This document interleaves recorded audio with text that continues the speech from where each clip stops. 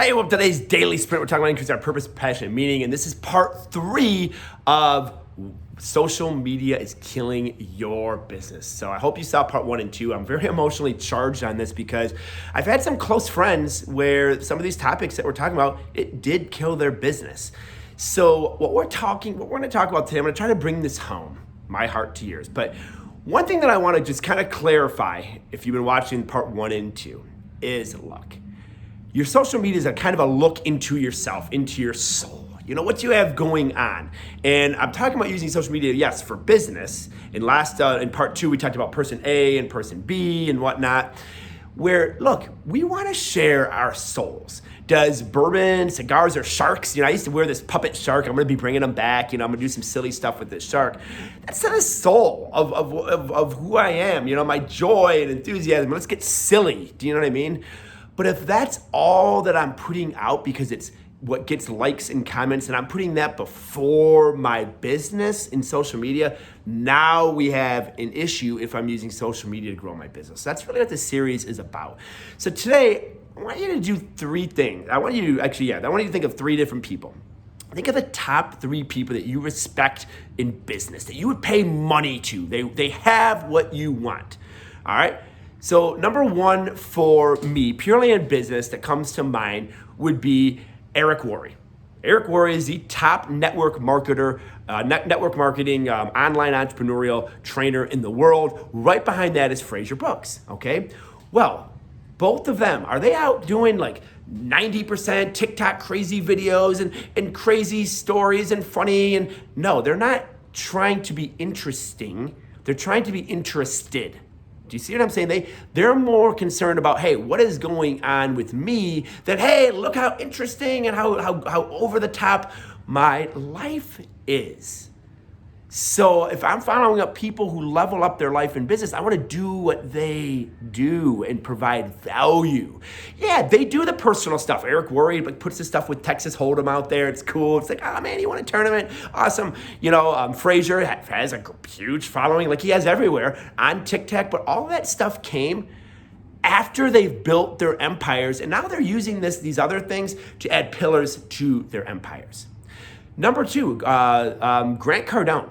Okay, if people don't understand, like Grant Cardone, yeah, he may not be doing his own sales calls like he did from the beginning, but if you look at some of his reels, he's got an 11-year-old daughter. He did a reel the other day, and she's a very beautiful for a 11-year-old, and he's teaching her how to do cold calls. 11 years old, she's doing cold calls, not cold messages, cold calls. Why isn't he teaching her to dance like a ballerina? Why isn't he teaching her how to snap her fingers and put on different dresses and whatnot on TikTok? Why isn't he doing that? Because he wants her to build wealth and see financial success, and he knows that's not going to get him there. So he's teaching her cold calls. Another good influencer that I'd reference here, Layne Norton.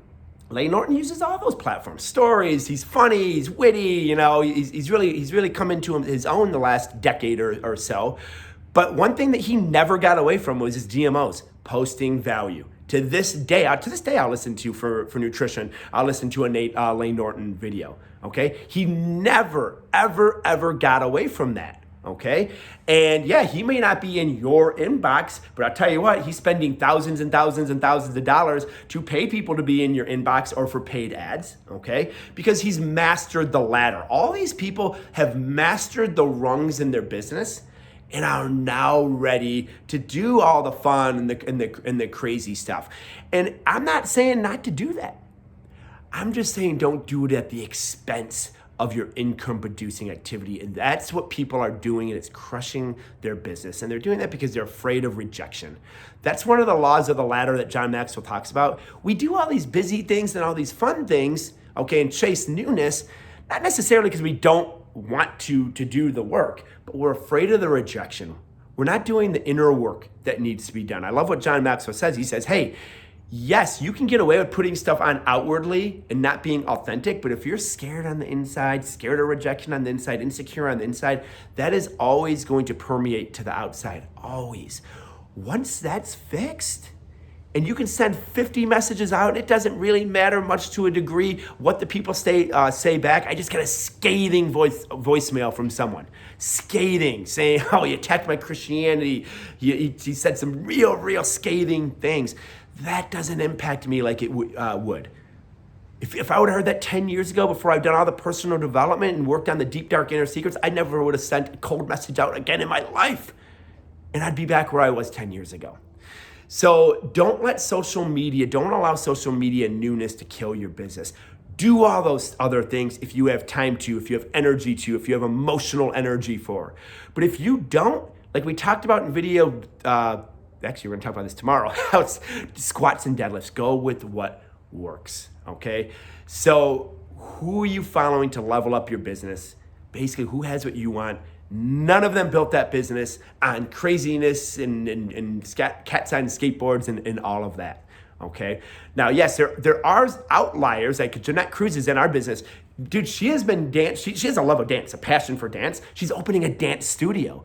And so, yeah, you go back to her social media like years, and you're gonna see her exuding that love of dance.